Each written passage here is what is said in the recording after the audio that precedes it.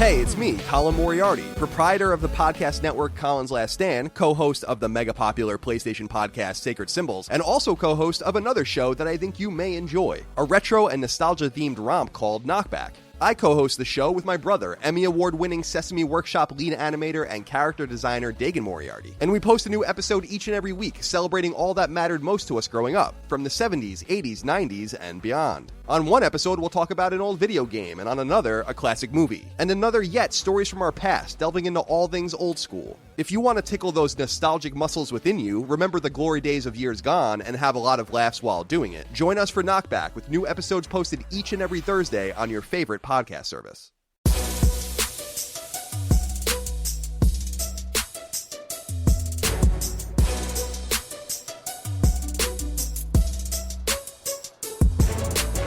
Hey, what is up, everyone? Welcome back to Waveform. We got a bonus episode. This is a little out of schedule, but we felt the need to start bright and early for 2020. So with the start of the new year, the start of the new decade, we'll go ahead and kick out a podcast and talk about it a little bit. So we're your hosts. I'm Marquez Brownlee. And I'm Andrew Manganelli. And we are currently, as you're listening to this, we are already out at CES 2020, bringing you episode 2 already, like getting really into the nitty-gritty. But we're shooting this. We're in a hotel room with you could call it a jerry-rigged setup. Yeah, the setup is we just have a kind of like a table, and then this is my favorite part. We're traveling right now, and Marquez is reading his script off of an iMac Pro in Las Vegas. Guilty, but it's not like I'm not like depending on it. Like he could turn it around and I'd be fine. But like literally, I'm reading it off of like a 13-inch laptop, and this almost seems like overkill. Like I could probably use my phone, and you have an iMac Pro. This iMac is lighting up my face in this hotel room, but that's totally fine. It's also great the soundproofing we have. Right, also, the audio might not sound great because it's not in the best setup in the world. But Vin found this really furry blanket that we put over the table to help soundproof, and then there's literally a cot standing upright next to me. So we'll tweet a photo from the Waveform Twitter so you can see the setup. It's fantastic. But you know what? This is the length we go to bring a bonus episode. Yeah. Excuse any lapses in audio quality if there are any, but let's get right into it. 2020 is I don't know about you, but a little bit of hype for a new decade of tech. So I just felt like we could talk about what we're expecting for the next couple of years, maybe the next 1 year, but also the next like 10 years of like really looking forward. Yeah, like kind of in the spirit of CES, because we're here, obviously, this is how we start every one of our years, but CES is more of a showcase of what we think is going to come out in the future, not so much of like what we're going to see in a couple months. That's the beauty of it. CES is we start every year. It's always in January, first week or two of January, and you head out to Las Vegas. You set up shop, you bring your cameras, you walk into the show floor with 150,000 of your closest friends, and you just get to take in what the companies around us think will shape the future for at least the next year and the next little bit. And possibly the flu. And probably the flu. Probably some kind of sickness. How should we structure this? What do you want to do? I think we should just call this kind of like this is the Waveform CES that you're listening to. It's during CES, Waveform CES. So let's make it a tradition that the first episode of every year is a sort of a look forward and a look back, because you also sort of have to build it off of the past and the tech that's come from the last year or two. Cool. So I think this one's going to be a little more fun because we're at the start of a decade. So I think we should do let's see what we think is going to come out in the future. Like predictions? Yeah, predictions. Predictions. All right, I'll put on my predictions Nostradamus hat. Okay. Actually, I've thought about this a little bit. I have a not so bold prediction for this year. Okay. And then I have a bold prediction for this decade. All right, let's do it. Let's start. How it goes. Yeah, let's do short term first. Let's see what we're thinking this year. Okay, short term. I have a 2020 smartphone prediction, which is every single flagship will have a higher refresh rate screen. That's my not so bold but bold prediction, because someone could leave behind. Apple could do 60 hertz again. Someone could drop it off. So it seems there's already a rumor that all the Samsungs are 120. There's a pretty strong rumor that all the Samsung phones will be 120 hertz. Not all of them, but all the flagships. Your Galaxy S10, your Galaxy Note 10, all the big ones this year. I do love that they're just like, hey, we were behind. Let's just go straight to 120. Leapfrog it. They make the panels already. They can I'll do take it. You already have OnePlus on board. You'll probably get the Pixel's already on board. You just got to get the iPhone on board, really. And by that time, you're most of the flagships. So that's my not so bold, but please that seems happen. Totally reasonable Prediction. And then I got some Well, let's hear your short term. I want to go big, long term stuff later. So okay, mine's not phone related, but I kind of think this is going to be the year non-Apple smartwatches are going to actually be more. We're going to see them in the wild way more than we expect. Is there a reason why you're predicting this? That's an interesting prediction. I think it's not even like a great prediction because I kind of think at the end of 2018 we started seeing a little more uptick in maybe not so much an uptick in people wearing them, but I think the biggest thing to me is Apple's main con is that the Apple Watch doesn't look like a watch at all. And I think like you talked with Kevin O'Leary recently, like people want watches to look like watches because they're not just timepieces or now smartwatches that help you. It's a fashion piece as well. I'll push back on that a little bit. Okay. I think there's two different audiences for a smartwatch. Yeah. I think there's the teenager or the younger audience, maybe our age and younger, who never really cared about a watch until they got a smartwatch and it's just an accessory and they don't really care that it doesn't look like a watch. And then there are the slightly older, slightly smaller group that are still going to buy smartwatches, but that have worn a watch before and that are maybe a little put off by the fact that it looks weird. I think if you've worn a watch, you probably want something that looks like a watch. Because even if you're not like super into fashion, like there are a lot of people who just want to wear a watch because it goes well with a suit or something like that. Business people, I'm sure, would much rather have a watch that looks like a watch rather than an Apple Watch. And I guess my prediction kind of lies in not the sense that I've seen anything great with Wear OS coming out, but that watch companies are kind of not only doing their hybrid stuff, but it seems like a lot of them are starting to do full-on smartwatches. Yeah. And when you see companies like Fossil and I don't know if I'm pronouncing this right, but Tag Heuer, like big watch companies are coming out with stuff like this. They're going to be good-looking watches because they know how to make watches that look good. And then you just have to have the pretty simple steps. I mean, none of them are ever going to be at the point of what an Apple Watch can do in terms of just reliability and like being in that ecosystem because Fossil's not making a smartphone that, I mean, I know you have Galaxy Watch that, all that, but I do think because of the fact that they look like watches. I still think though, my biggest issue with smartwatches is the thickness of them. Well, yeah, the batteries are tough for sure. Yeah. I will say I have seen some more action in this space. There was a Mr. Mobile video either 2 days ago or something like that.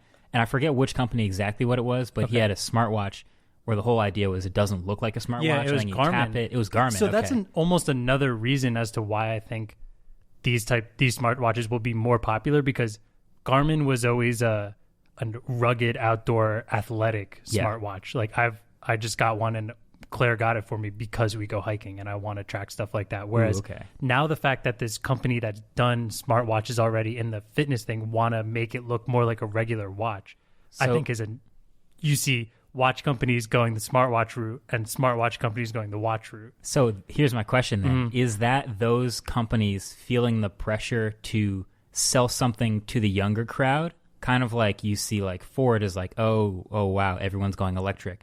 We need to make an electric car now. So now Garmin's going, we've been selling these traditional watches and beat up watches forever, but now nobody young is buying these. We need to make a smartwatch. Or is it the other way? I would argue that it's the watch companies that are looking more towards the younger crowd by going full smartwatch, and the Garmin's are looking more towards I mean, the thing is people are young, but I bet more older people buy watches. True, so that's the target market I think you should be looking for. Okay. And if you think that older people like watches that look like watches, I would be going that route. Right. Okay. Right? Yeah. Well, I think they'll all probably converge. And I think I still want to see like some other, my biggest issue, and it's not an issue at all, but with the Apple Watch is that the customization is still pretty limited. There's like a handful of watch faces. There are 2 shapes and 2 sizes. Like there's 1 shape and 2 sizes. Yeah. I would love like a different looking Apple Watch or a couple different choices. But there's a whole world out there of other smartwatches with other functionality that are coming up. So this is actually, you've seen Moto 360 Gen 3 is supposed to come out this year, right? Yeah. That's once you said your favorite smartwatch? The original Moto 360 with the flat tire design and everything. I don't think it has that anymore. I think they've gotten rid of that. I'm just going to say that's still my favorite smartwatch ever. So here's the thing. Do you hope someone makes a custom watch face? Do you hope someone makes a custom watch face for the Moto 360 that has a flat tire No. Okay. I think it was funny. I don't know. I liked it for a lot of reasons. The flat tire happened to be there, and I was like, whatever, it's fine. I love the rest of it, but I really like that thing a lot. So I think if all these watch companies can get a circular watch that's just a tad thinner, they'll be they had the flat tire on the money for thinning out the bezels, but I kind of like that prediction. I think that could. You've convinced me. You've swayed me. Okay.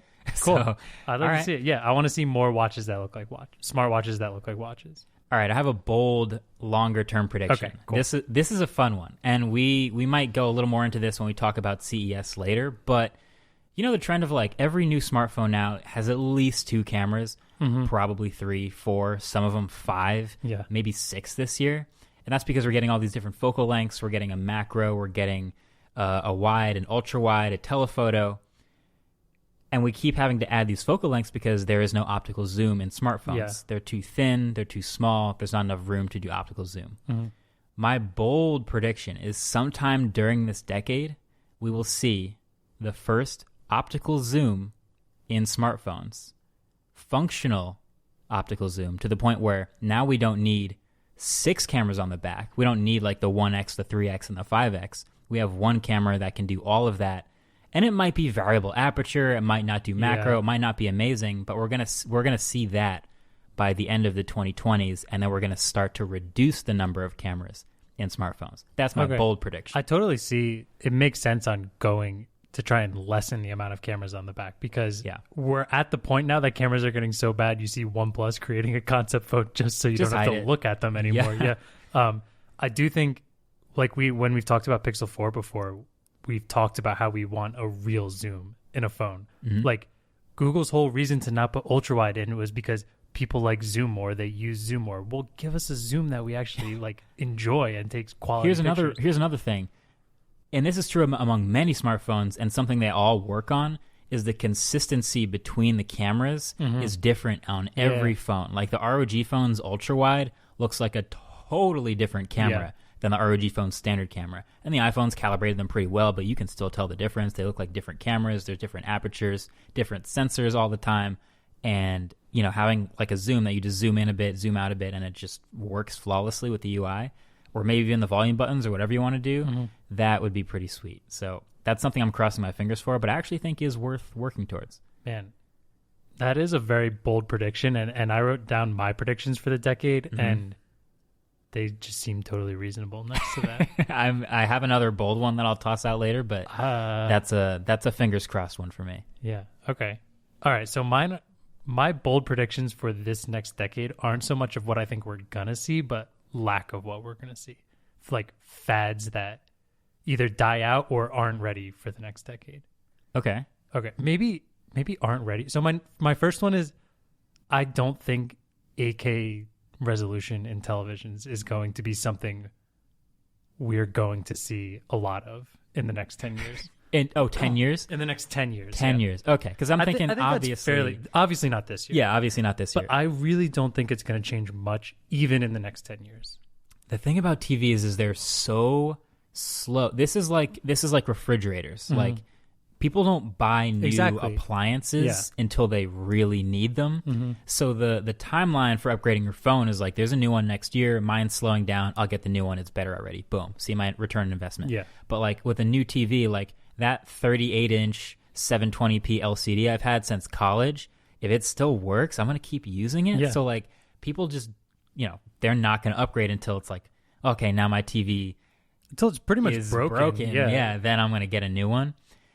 So as great as TVs are, and as drastically better as that 88-inch 8K OLED in the TV, like in the studio, looks versus a regular TV, people don't spend that to upgrade if they don't need to. It's like just the life cycle is so long, and right now, if anyone's buying a TV in the next 5 years, 4K is extremely reasonable, and I think a lot of people who are going to upgrade in the next 5 years are probably still on 1080. They'll upgrade to 4K. Yeah, like who do you think in their right mind is going to go from upgrade a 1080 screen to an 8K screen that's going to cost 10 to 15 times more than a reasonable 4K would? The real thing, and nobody will. Yeah, exactly. The real reason is because you almost can't take advantage of 8K at all. So that's the other thing. And I think a really prime example of that is you just recently sent a clip in for the ABC's New Year's like Rockin' Bash, whatever New Year's it's called. Rockin' Eve, yeah.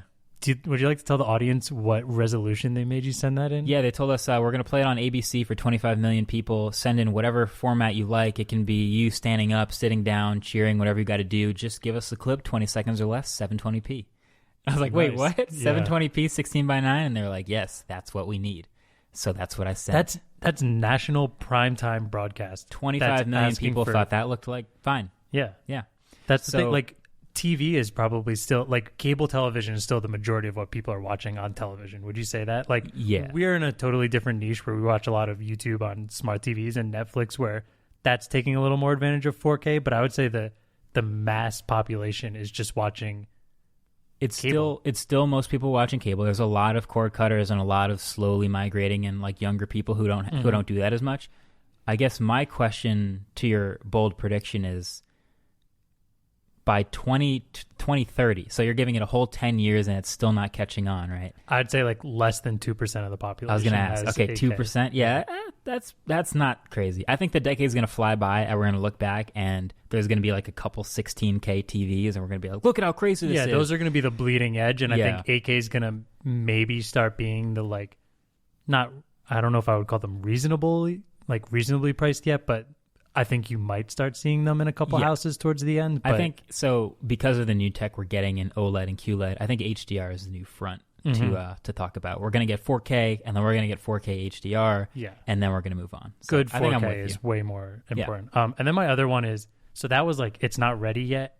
Mm-hmm. By 2030, I don't think we're going to see curved anything screen-wise. Really? Yeah. So you don't think like any Galaxy Fold action's going to catch on? No, not that. That's folding. I mean curved, like computer monitors and televisions. I know you agree with me on the TV scene. I fully agree on TVs. So I agreed with it on TV because you're destroying a viewing. Like, if you have a 60-inch curved television, you have a good viewing angle for 2, maybe 3 people who are like sitting on each other's laps. Yeah.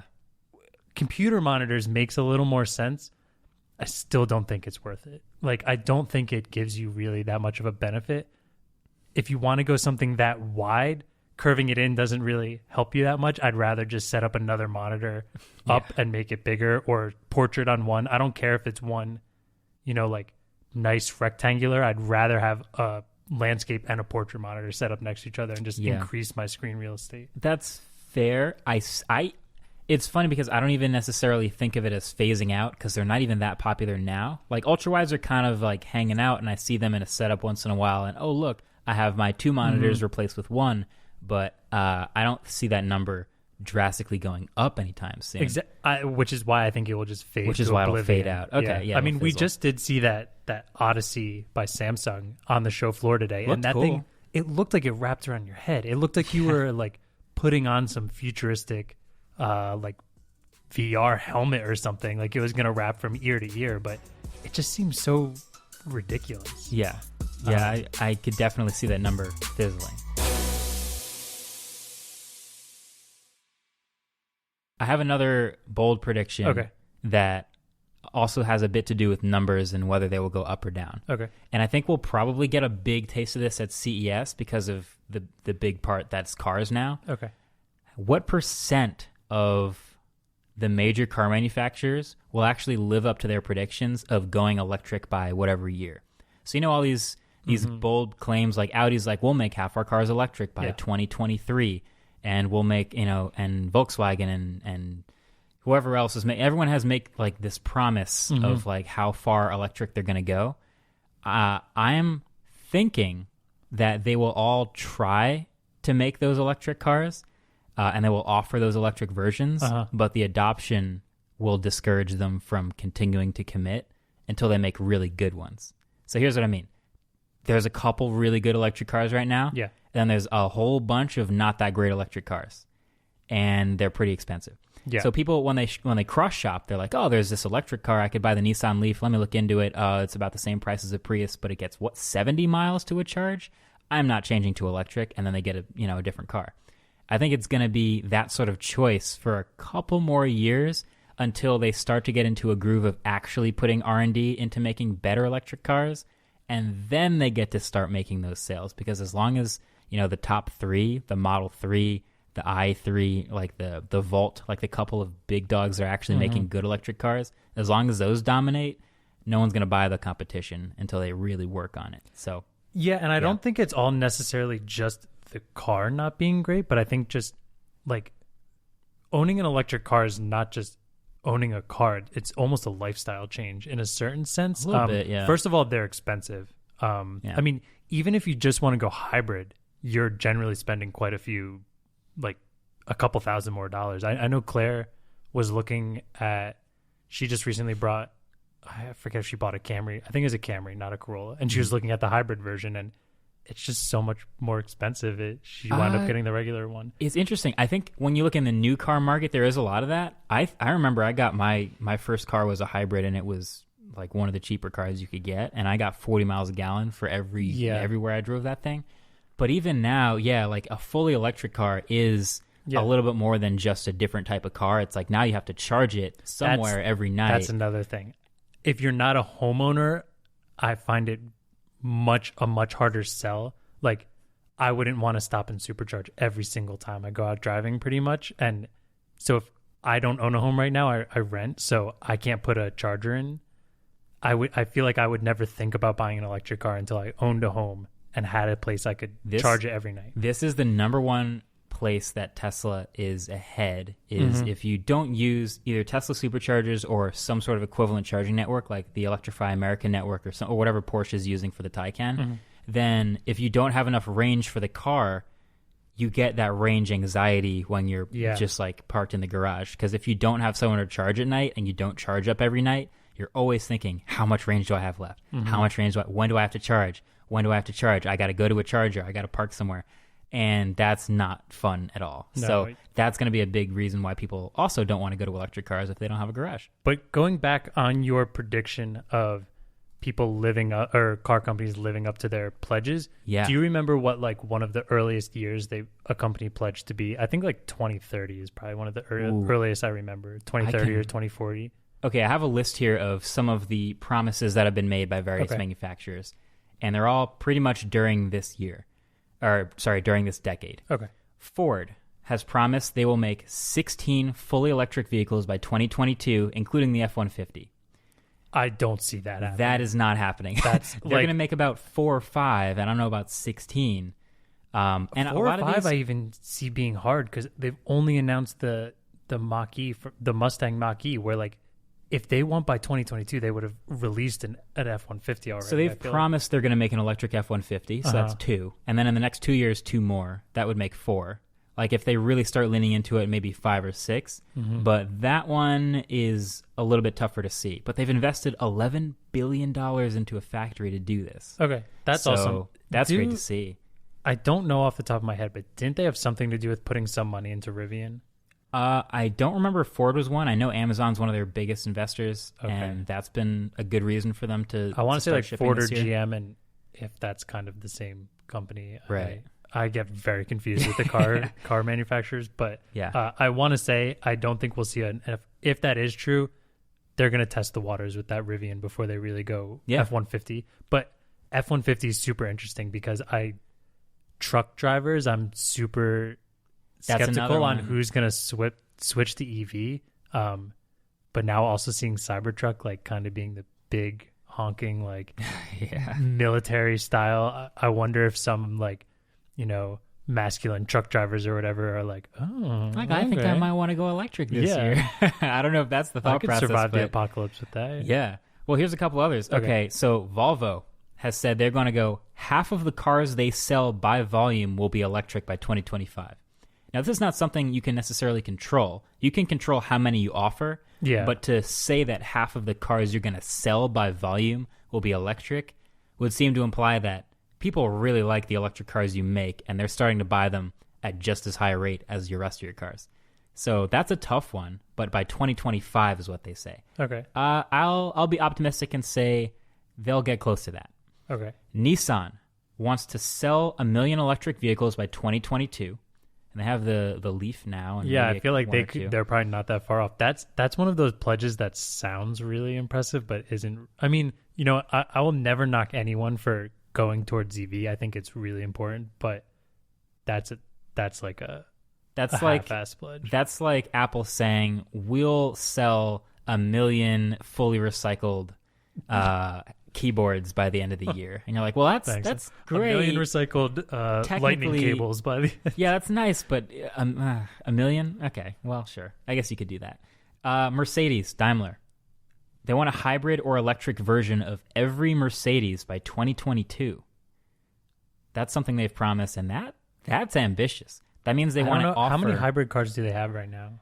I know they make the Sprinter vans, and they make some like delivery vans that are electric, but I don't think most of the Mercedes class cars have an electric version. I always forget how many like commercial vehicles they have. A lot, yeah. Yeah, and every time you look at a lot of those like Amazon courier vans are usually Mercedes. But in that sense, them going hybrid and electric that's a lot of miles. Huge. Yeah, I like that. Honda wants to electrify 2/3 of all the cars they sell in Europe by 2025. And I think that's probably a little more realistic because Europe has been notoriously... There's a couple countries in Europe that are like way further along. You look at the Norways of the world who are like buying mostly electric now. So 5 years from now, 2025, 2/3 of all cars sold in Europe electric. I can see that for Honda. Yeah. And then we got what else? Porsche wants to be half electric by 2024 and 100% electric by 2030. And I'm not sure what they mean by 100% electric. They probably want to offer an electric version of everything by 2030, but that's basically a full decade to go completely from one version of a car to another. Yeah, and it's also tough because like if 100% of Porsches are electric, how many in the ultimate population are like how many people are ultimately driving a Porsche? Like that's what true. Percentage? It's low. I mean, once again, kudos to them. I love everyone going EV for the sake of the environment, but that's not like we want Honda and Toyota. If you want to like really push EV for the environment, is you want the Hondas and Toyotas. So I'll give you Toyotas. Okay. Toyota wants to offer 10 fully electric vehicles by early 2020. So that's now.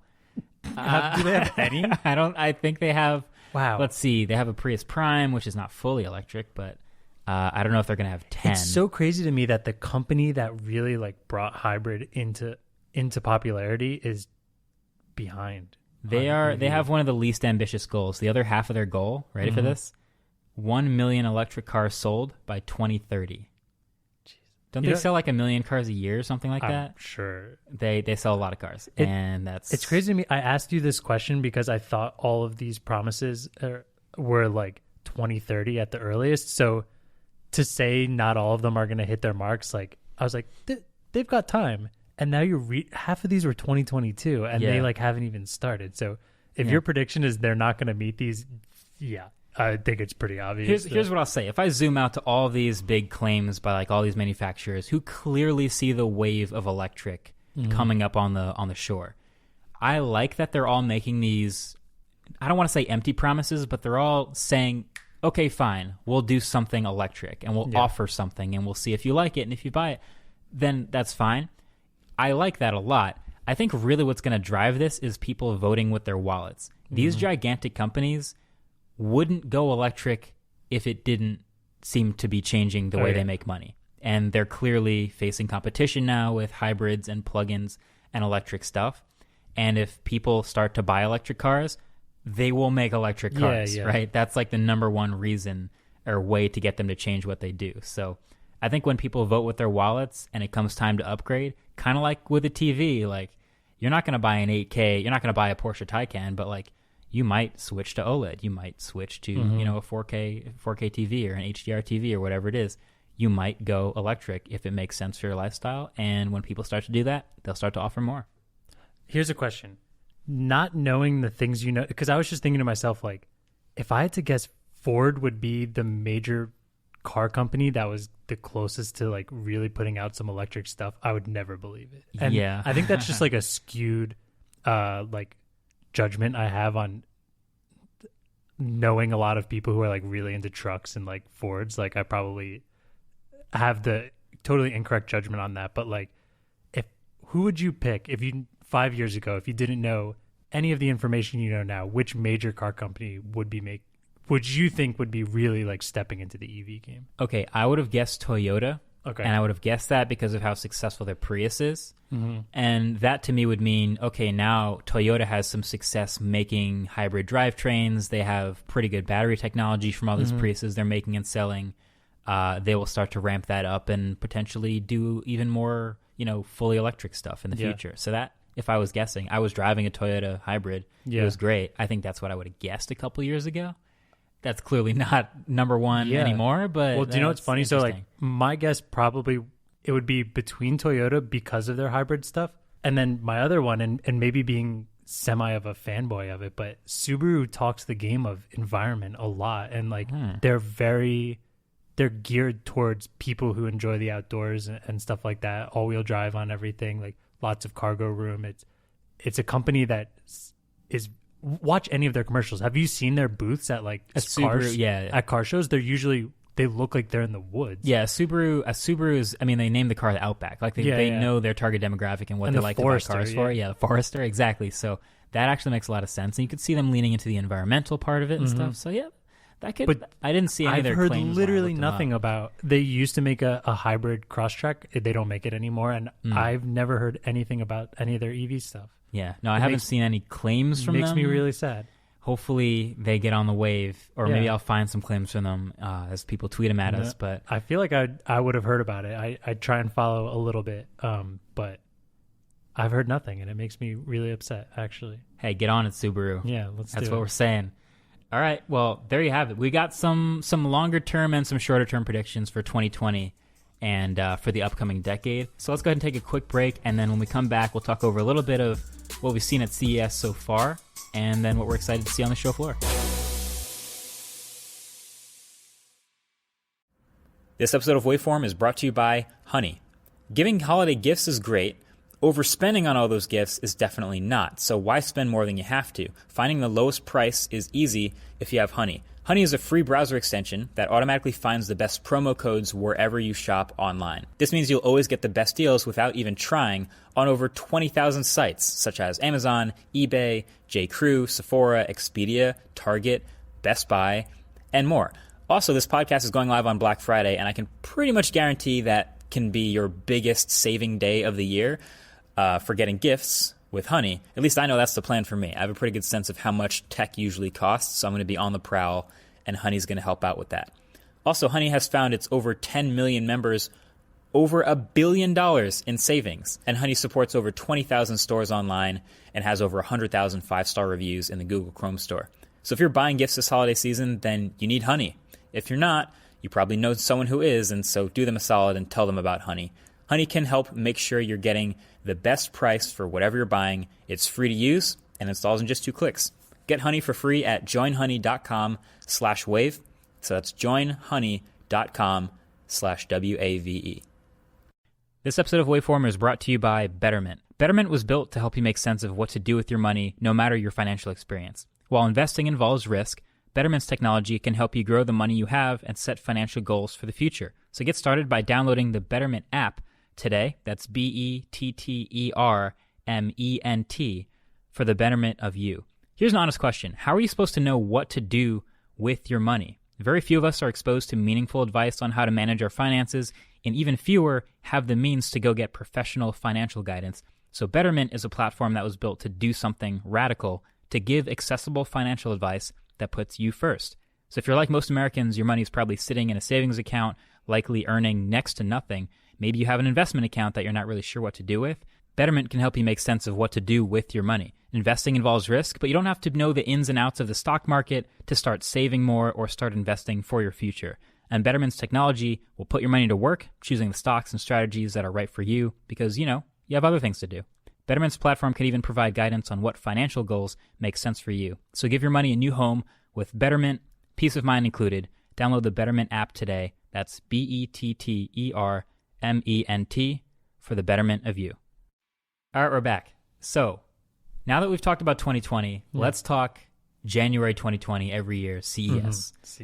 We always have the Consumer Electronics Show in Las Vegas. By the time you're listening to this, we will have gone through one day of CES and we're on the show floor scouting with cameras looking for stuff on day 2. So if you're seeing stuff on Twitter, in articles. Tag us in them, send them to us. We want to know what you guys want to see so we can talk about that. And we're going to do like a recap episode coming out on Friday. So. Right. And we have a special guest planned for that episode too. He's in Vegas with us, fellow creators. So in the meantime, we've seen some stuff and we also have some predictions. So let's go over what we've noted about a little bit of CES so far. I'm just going to start off right off the top and say, this is a better CES than I expected. Yeah. This is better. It's better than last year.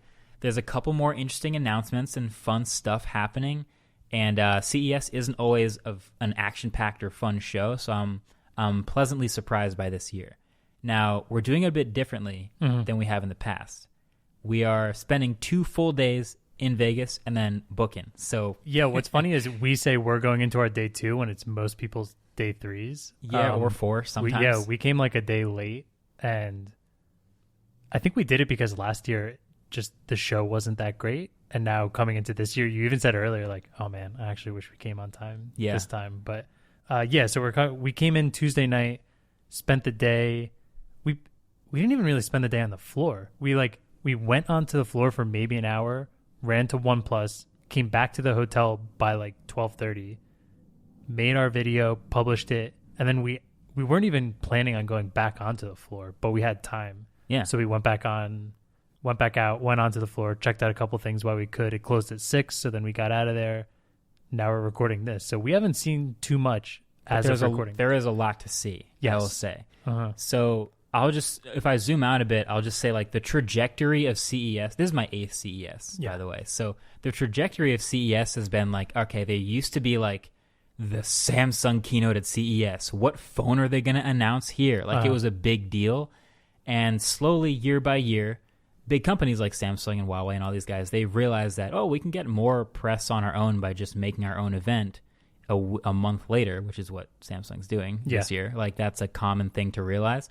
And so year after year after year, there were less and less major announcements at CES, all the way to 2019, 2018, where like there just wasn't all that much crazy great stuff happening. There were some concepts here and there, a flashy self-driving car demo, and then like a pretty quiet show. You're there for 4 days and you're like, what else is there to even see?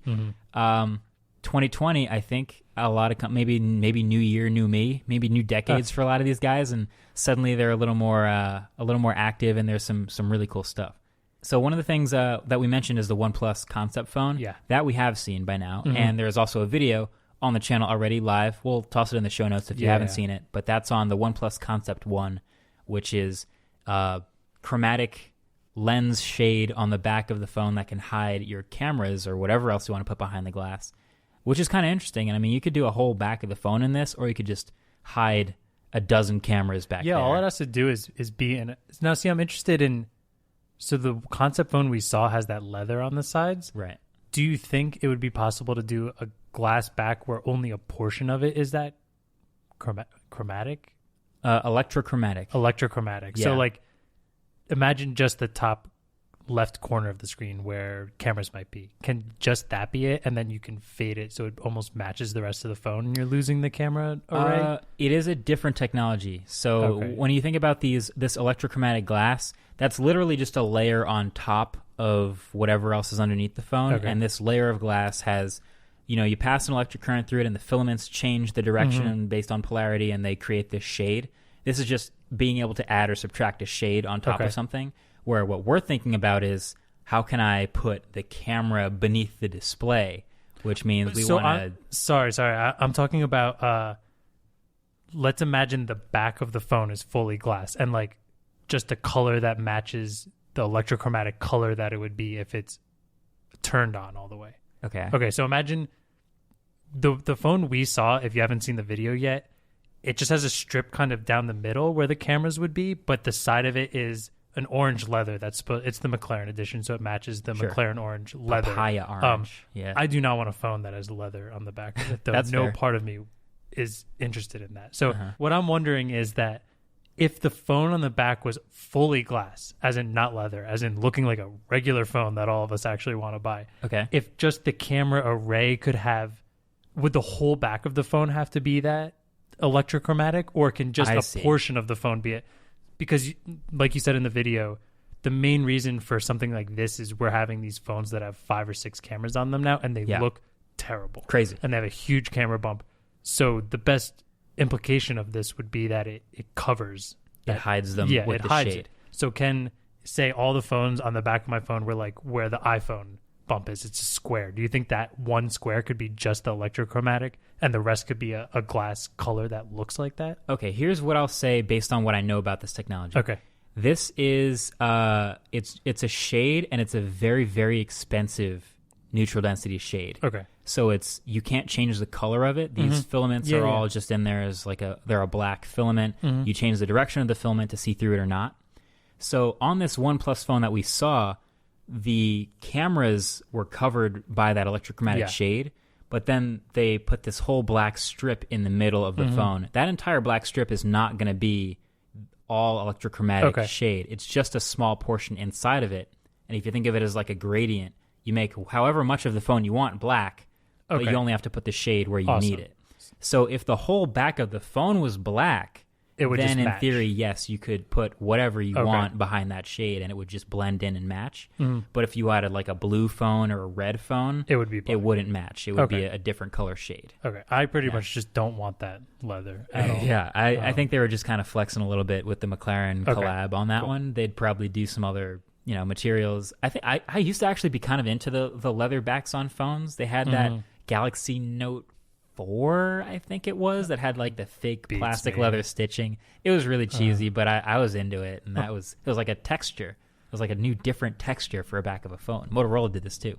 But the sort of filament hiding however many cameras you had back there, I like the idea just because it's possibly going to be able to hide like 12 cameras or whatever else we put in there before we get zoom. So that's what I'm hoping for. So cool. We did see that. We saw a couple other things with Samsung. Yeah. Do you know what we didn't see at Samsung? What? Galaxy Home. Yeah, God. How many hundred days has it been? I was too embarrassed to ask somebody there because I was wondering if they would just be like, I don't know what you're talking about. You know what's funny? I did see a headline, though, that they're going to be shipping the mini version of the Galaxy Home before they even ship the barbecue grill that we thought we were going to get. I mean, I'm still down. I want to try it. I hope we're the first people to review that. I can't wait for them to actually ship it, but still something about like those smart speakers and like weirdly like, I remember HomePod was delayed. Like, how hard can it be to make a Bixby speaker? I must not know something about these speakers, but hey, that's not in Samsung's booth. Yeah. So what else did we see at Samsung though? Let's see. I did not tech related, but there was that one guy. I'm assuming he had a Galaxy Watch Active on who was just ripping that like treadmill that like stationary. Oh man! The entire time we were there, that was. If you're listening to this or someone at Samsung who's at the booth listens to this, give that guy kudos because that was give him amazing. A raise. This guy's just straight up like stairmastering in front of everybody. So for those who don't know, CES is like it's just a bunch of demos. Like you're walking around between like, here, check out this AKTV. We're gonna play this beautiful video on it. Isn't that nice? Cool demo. Walk to the next booth. Hey, check out this accessory. Look how well the magnet lines up and attaches. Isn't that a cool demo? Cool. Moving on. So you just have things happening around you everywhere. And in the Samsung booth, there is this stair stepper where the guy is like demoing a Galaxy Watch where he can like show you how well it tracks fitness. And the entire time he's in this booth, people are like swarming around him with cameras, like visiting the TVs. He's in the booth demoing this watch, stair stepper, full sweat. Yeah, like going hard. I was showing how well it goes. This guy was in a pant by the time, and this was what 9 a.m. 10 a.m. when we saw this. So good for that guy. Yeah, total champ. That guy. Okay, we saw the Odyssey gaming monitor, which I said before, I don't think curved monitors are that big of a thing, but my biggest pet peeve was it's a 240 hertz gaming monitor, and they had Overwatch playing at it capped at 60 frames. Okay, we'll have to go back to that tomorrow and see if there's something. Yeah, I guess people don't really notice because they don't know like high refresh rate in terms of gaming, but they left the FPS counter in the top left on the game, and you can just see it hard capping at 60, and I'm like, I was losing it. It's so funny because I heard you say that, and I was like, when I was looking at this demo, I was like, wow, that's a huge monitor. It's 5K. It's 49 inches diagonally. I had no clue it was high refresh rate because they weren't showing high refresh rate content on it. So that's a question mark, but we did get to see the monitor. It looked pretty wild. We saw a bunch of cars also, interestingly. I think we headed over to the North Hall. North Hall, I think, is where all the car stuff is. We didn't get to totally look through it yet, but we got to see some cool ones so far. Yeah. So that CES it's off on a pretty good start. There's also a whole bunch of folding stuff. There's a couple Dell folding, and I say folding laptops like they don't already fold, but like a full touch screen inside clamshell that's like a laptop, but there's no keyboard in it. It's just two touch screens that fold in half. That's kind of interesting that exists. Some people were tweeting at me also. TCL was making like a folding phone in a clamshell design, but there's no screen on the outside, so it's just like a normal. It's like imagine a Galaxy Fold with no outside screen. That's interesting too. I don't know if I have to see it and like. Do you know what use TCL had? We walked past this one part at the TCL booth that had their frame TV, which is funny because we have a Samsung frame at the office. Yeah. It had this wall with maybe like 8 paintings on it, but 2 of them were the frames, and we're just sitting there looking at it, and we're all like, "These are all fake, right? These are all paintings." And then just 2 of them changed, and we're like, "Well, I think Vin missed it change at first, and he still didn't believe us that." And we're like, "No, dude, that just changed. That's real." Yeah. So TCL, I don't know if you just picked the perfect picture to put on there that really looked like a canvas painting, but it was super impressive. Great demo. Yeah. Great demo. Yeah, any demo that makes you say like, whoa, yeah, that worked perfectly. That one did get me. They had the perfect backlighting, color temperature matching whatever their tech was to make that frame TV look like a painting, and it worked pretty well. Good job on that. Yeah. Cool. Is there anything that you've seen like on Twitter that we definitely should go check out tomorrow? On Twitter, not even necessarily. So I personally think one of my favorite things about CES is not.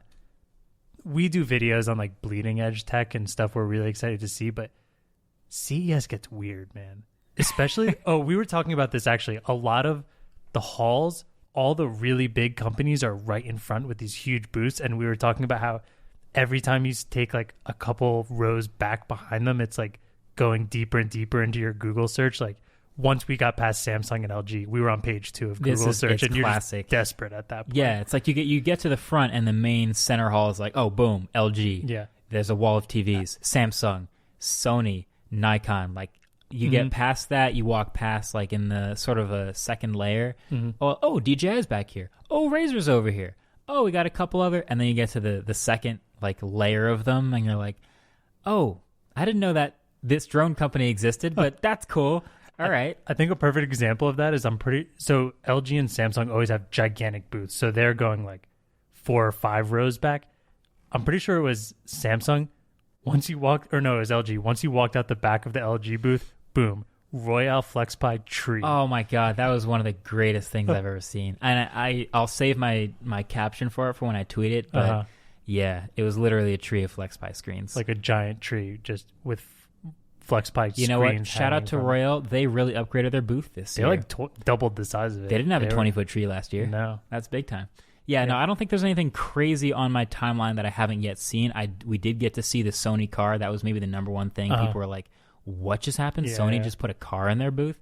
And we did get to check that out, and we'll have some more thoughts on that in the full CES wrap-up episode. But I have one item I want to see really bad tomorrow, and this goes into the weird category. Okay. Charmin, the toilet paper company, made a robot. Wait, pause. Okay, slow down already. Yeah. So Charmin's at CES, Charmin is at CES. Charmin's at CES.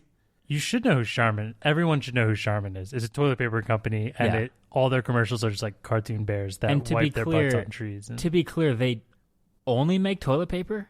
I think paper towels, paper products. Paper products. Yeah. Okay. But like cleansing paper products. And so you said they made a robot. Yes. What? Robot might be a strong word. Okay. But it's a robot. Okay, this is a CNET article title, and it's one of the greatest. Tech article titles are like sometimes so on point. It's incredible. I don't even want to read the rest of the article, but this one just says, Charmin's Poop Time Robot Pal will bring a new toilet paper roll when you need it most. Whoa. So AI? This thing, it literally looks like, the Charmin bear? Yeah. It's like if you took it's basically just like a small square about the size of a roll of toilet paper with 2 wheels on it, but they put like the little bear's face on it and gave it little ears, and then it just has a thing on top that can hold 1 roll of toilet paper. One roll. So you have to set. Oh my So you have to set this up and like have a charging robot holding toilet paper just in case, because like you don't have a place where you store extra toilet paper, but you do have a robot that's sitting like, ready to bring you more. Put extra toilet paper like under the sink in the bathroom like with next you. to the wow. I mean, hey, if I could think of one of the worst things that could happen when no one's home, it's not having toilet paper in the bathroom and having to somehow find a way. Ultimately, this is the most CES thing I've ever seen. Hey, no, the worst thing about it is that with all the robots that are at CES, this one might actually be the most useful. I know, that's the thing. Yeah. It's like, it's a great demo. And I'm sure if they ever do a demo for it, it'll be like, all right, take the last piece of toilet paper off, see what happens. A robot rolls around the corner like, here's your toilet paper. I sensed that you wanted some. And there you go. Charmin did a great CES tech demo. Yeah. I mean, it's better than the robot that's playing Scrabble, and it's better than the robot that's playing ping pong, at least usefulness. Wow. But yeah, I can just imagine being on the bathroom and screaming at the door like, "Okay, Google, bring me my poop robot." Sorry, this has gone so off the rails. I'm so glad it did, though. Yeah. Welcome to CES, everyone. Yeah, listen, we're going to be in the thick of it for the next day and a half or so, but yeah, we've clearly found some good stuff. But if you find more, if you want us to check it out, let us know. We will go find it. It'll probably end up being like a Dope Tech of CES video where we like wrap all this stuff together. But I'm excited for the next episode where we'll go back to our regular schedule. We have a guest. He's great. He's tech savvy. I'll leave it at that. I don't want to go too crazy. But hey, yeah, that's where we're at right now. CES 2020 and the first month, the first week, the first year of a new decade. Yeah, it's exciting. Well, thanks for joining us. This has been Waveform episode 13, and catch you guys in the next one. Waveform was made in partnership with Studio 71, and our intro-outro music was created by Cameron Barlow.